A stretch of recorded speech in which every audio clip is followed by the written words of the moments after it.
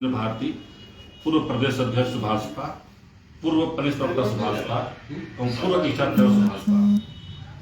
Party छोड़ने का मेरा उद्देश्य नहीं था, लेकिन 31 दिसंबर सन 2024 को हमने पार्टी छोड़ा, इसलिए कि माननीय श्री ओम प्रकाश राजभर जी का जो मिशन था, जो उनकी नीति था, उद्देश्य था, वो पूरा दस भटक चुके हैं। आप ओम प्रकाश राजभर के करीबी माने जाते थे, तो क्या ऐसा हो गया कि ज्यादा समय पारी नहीं खेल पाए? देखिए, हमने एक लंबी पारी खेला, 5-6 साल एक लंबा उनके साथ में रहा और बिल्कुल वो हमारे पिता तुल्य हैं।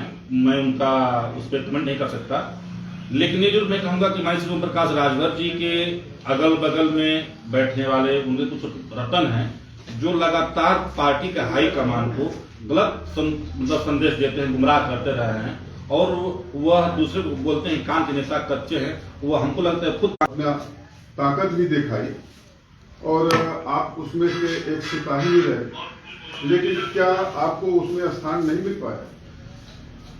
देखिए, उसमें हमने जब से पार्टी में जुड़ा, जितनी क्षमता थी हर स्तर से हमने उनका सहयोग किया, उनके साथ चले, रात दिन उनके हम साथ चले। जैसे उनका आदेश आता था, उनका सच्चा सिपाही होने के नाते मुझे जहां भेजते थे, चाहे वह संत कबीर नगर हो, देवरिया हो, सिद्धार्थ नगर हो, बस्ती हो, श्रावस्ती, जहां भेजते थे हम उनकी एक आवाज पे हम काम करने के लिए। सुना जा रहा है कि आप सुहेलदेव स्वाभिमान पार्टी में जा रहे हैं। नहीं, ऐसा कोई बात नहीं है। ये इस खंडन को मैं नहीं कर सकता, एक रिपोर्ट गलत है, मेरा ऐसा अभी कोई स्टैंड नहीं है।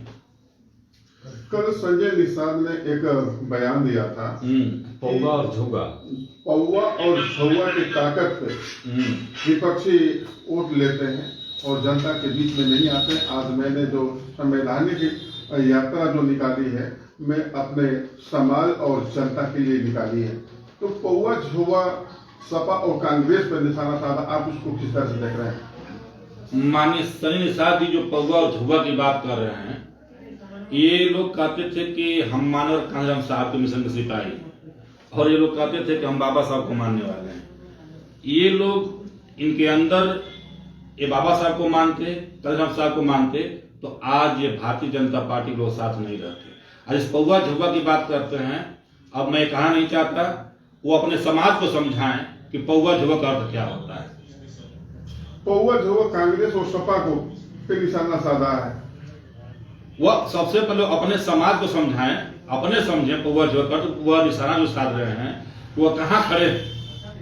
उन्होंने कहा कि मैं अपने समाज को सुधारने के लिए सब कुछ किया, लेकिन कांग्रेस और सपा ने उस भाई को चुरा दिया था।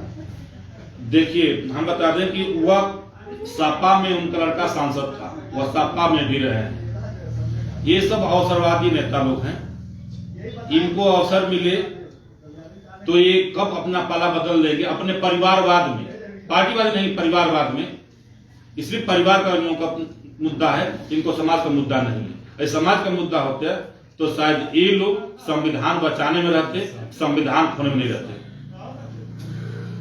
अमित शाह ने जिस तरह से बाबा साहब और टिप्पणी और संविधान के बारे में कहा, उसके बारे में क्या कहेंगे? देखिए, माननीय अमित शाह जी जो भारत गृह मंत्री वर्तमान, उन्होंने सदन में जो बाबा साहब का अपमान किया, वह कतई खासकर संपूर्ण भारत में जितने दलित समाज है, जितने बाबा साहब के अनुयायी हैं, जितने बाबा साहब को मानने वाले हैं, उनकी भावनाएं आहत हुई हैं। और ये संजय निषाद जी की बात करते हैं, माननीय श्री प्रकाश राजभर जी की बात करते हैं, माननीय अंतरा पटेल जी की बात करते हैं, आप लोग ये सब के सब एक बाबा साहब के नाम पर मार्केटिंग करते हैं। ये लोग कहते हैं कि हम बाबा साहब को मानने वाले हैं, ये लोग कहते हैं कि हम कांजम साहब को मानने वाले हैं, लेकिन जब बाबा साहब का जब भारतीय जनता पार्टी और वर्तमान गृह मंत्री माननीय अमित शाह जी ने जब अपमान किया, तो इन सभी लोगों के मुंह में दही क्यों जम गया था, मुझे मेरा सवाल है।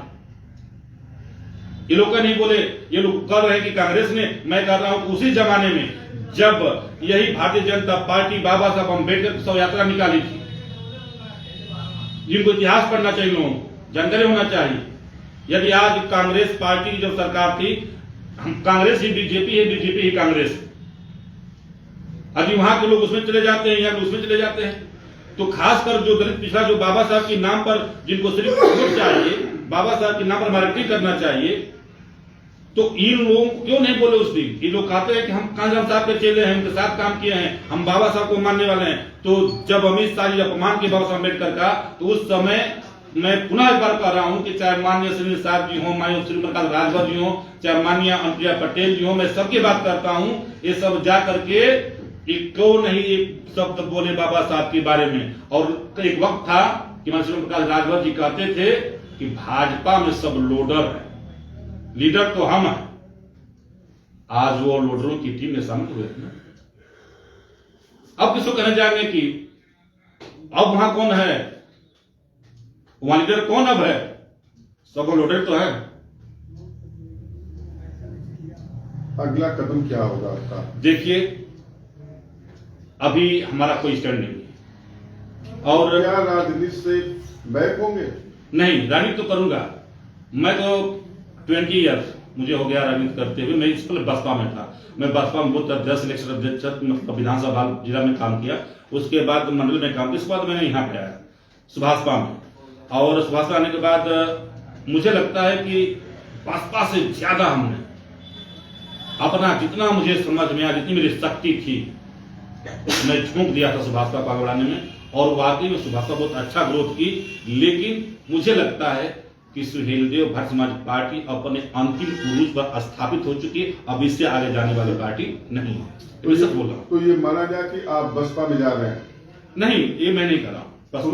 पुराने घरों में जा रहे हैं जहां आप एक जलवा दिखाते हैं। नहीं, देखिए, हम इस पे कोई भी कमेंट नहीं करूंगा। मैं इस समय अपने आप में एक आध महीना 2 महीना जब तक मैं अभी शांत रहूंगा, उसके बाद जो आएगी तो मैं आप लोगों को पुनः कार्य करने बुलाऊंगा। एक बार पुनः आप लोग बहुत बहुत धन्यवाद, बहुत बहुत शाबाश। ठीक है, इंटरव्यू आने को बोला हमने समय पर